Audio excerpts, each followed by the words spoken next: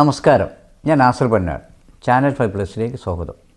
നമ്മൾ ഇന്ന് ഓരോ ദിവസവും ടി വി ഓണാക്കുന്നതും പത്രം മറച്ചു നോക്കുന്നതും ഒരു പ്രത്യേക മാനസികാവസ്ഥയിലാണ്. ഇന്ന് എത്ര കൊലപാതകങ്ങൾ നടന്നു, പീഡനങ്ങൾ നടന്നു, അച്ഛൻ അമ്മയെ കൊന്നോ, അമ്മ അച്ഛനെ കൊന്നോ, ഭാര്യ ഭർത്താവിനെ കൊന്നോ, ഭർത്താവ് ഭാര്യയെ കൊന്നോ, മകൻ അച്ഛനെയും അമ്മയെയും കൊന്നോ, എന്തിനധികം പ്രായപൂർത്തിയാവാത്ത കൊച്ചു കുട്ടികൾ വരെ അക്രമങ്ങളും കൊലപാതകങ്ങൾ നടത്തുന്ന വാർത്തകൾ പ്രസിദ്ധീകരിക്കാത്ത ഒരു ദിവസമെങ്കിലും ഇന്നുണ്ടോ? വാഹനാപകടങ്ങളും ഏകദേശം അതുപോലെ തന്നെയാണ്, പെരുകിക്കൊണ്ടിരിക്കുകയാണ്. എന്താണ് നമ്മുടെ കൊച്ചു കേരളത്തിൽ നടക്കുന്നത്? നമ്മളും നമ്മുടെ മക്കളും നമ്മുടെ കുടുംബവും എത്രമാത്രം സുരക്ഷിതമാണ്? എന്താണ് ഇതിൻ്റെ കാരണം? ഇതിന് പ്രതിവിധി എന്താണ്? കഴിഞ്ഞ ഒരു 5 വർഷമായി ഇത്തരം അക്രമ സംഭവങ്ങളും കൊലപാതകങ്ങളും പെരുകാൻ തുടങ്ങിയിട്ട് സ്കൂളുകളിലേക്കും കോളേജിലേക്കും പറഞ്ഞയക്കുന്ന നമ്മുടെ കുട്ടികൾ ഏതവസ്ഥയിലാണ് തിരിച്ചു വരുന്നത് എന്ന് ഓരോ രക്ഷിതാവും പേടിയോടെയാണ് കാത്തിരിക്കുന്നത്.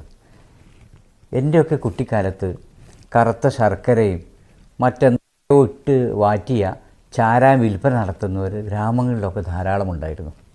ഇടയ്ക്കിടെ എക്സൈസുകാർ വന്ന് ഈ വാറ്റുകാർ പിടികൂടി കുറേ കരി പിടിച്ച മൺപാത്രവും മറ്റും തലയിലേറ്റി അവരെ നടത്തിക്കൊണ്ടു പോകുന്നത് ഒരു സ്ഥിരം കാഴ്ചയായിരുന്നു. ആ കാലത്ത് ബാറുകൾ വളരെ അപൂർവമായിരുന്നു, ഇല്ല എന്ന് തന്നെ പറയാം. ഇന്ന് അതൊക്കെ മാറി. മന്ത്രിമാർക്കും പരിവാരങ്ങൾക്കും അടിച്ചു പൊളിക്കാനും വേണ്ടപ്പെട്ടവർക്ക് അടിച്ചു മാറ്റാനും പൊതുഖജനാവിന് നിറക്കാൻ യാതൊരു മാനദണ്ഡവും കൂടാതെ ഗ്രാമപ്രദേശങ്ങളിൽ വരെ ബാറുകൾ അനുവദിച്ചുകൊണ്ടിരിക്കുന്നു. ഒരു 10-20 വർഷം മുമ്പ് കഞ്ചാവ് അടിച്ച് സ്വർഗ്ഗലോകത്തിലേക്ക് സഞ്ചരിക്കുന്ന ഗഞ്ചന്മാരെ നമ്മൾ അപൂർവമായി കാണാറുണ്ടായിരുന്നു. എന്നാൽ അന്ന് വലുപ്പ ചെറുപ്പമില്ലാതെ സമൂഹത്തിലെ മാന്യന്മാർ പോലും പാൻപരാഗും മറ്റും ചവച്ച് അണ്ണാക്കിൽ വെക്കുന്നത് പരക്കെ കാണാറുണ്ട്.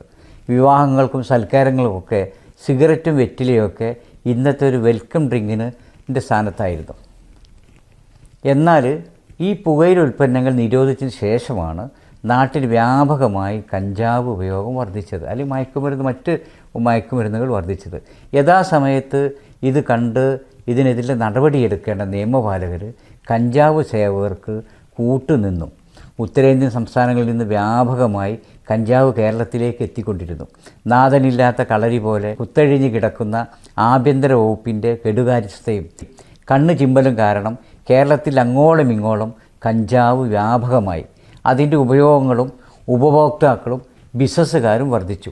ആർക്കും ആരെയും പേടിയില്ല. ചോദ്യം ചെയ്യാൻ ആരുമില്ലാത്ത അവസ്ഥയിൽ പ്രായപൂർത്തിയാവാത്ത കുട്ടികളെ വരെ അവർ കരിയർമാരാക്കി. ഈ പറഞ്ഞതൊക്കെ ഒരു മാസം മുമ്പ് വരെയുള്ള അവസ്ഥയാണ്. ഇന്ന് സ്ഥിതിയാകെ മാറി.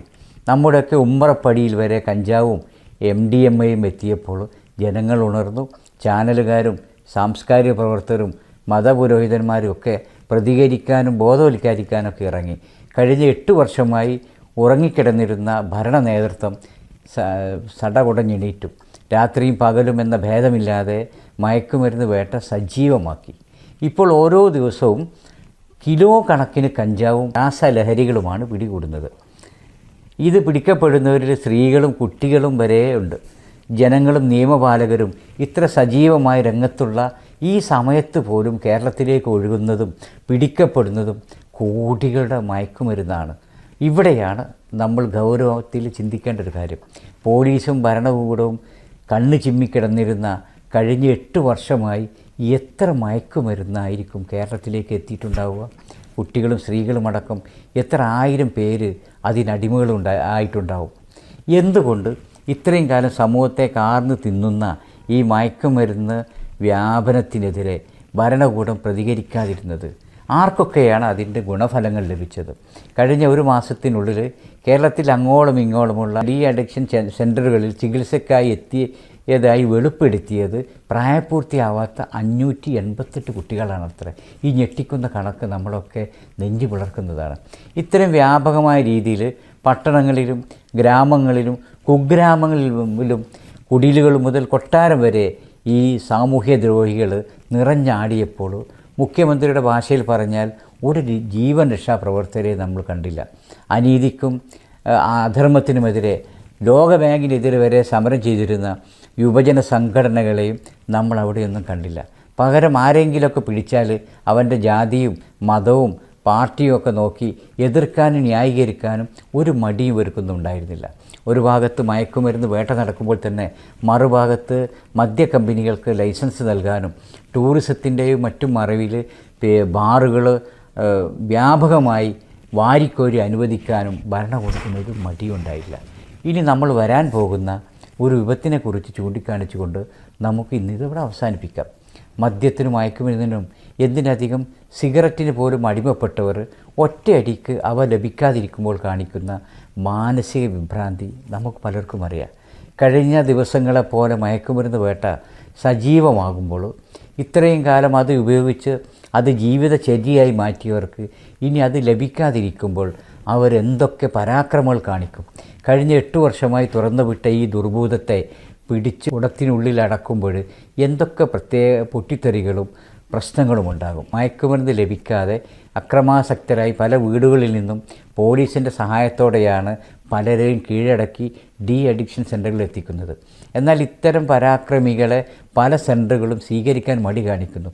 അത്തരക്കാരെ ചികിത്സിക്കാൻ ജില്ലകൾ തോറും സെൻ്ററുകൾ ആരംഭിക്കണമെന്ന് അധികാരികൾ തന്നെ ഗവൺമെൻറ്റിലേക്ക് റിപ്പോർട്ട് ചെയ്തു കഴിഞ്ഞു. ഈ പോക്ക് പോയാൽ ഓരോ പഞ്ചായത്തിലും ഓരോ മാനസിക രോഗ ആശുപത്രിയും വാർഡ് തലങ്ങളിൽ ഡി അഡിക്ഷൻ സെൻ്ററുകളും ആരംഭിക്കേണ്ടി വരും. അങ്ങോട്ടാണ് നമ്മുടെ കേരളത്തിൻ്റെ പോക്ക്.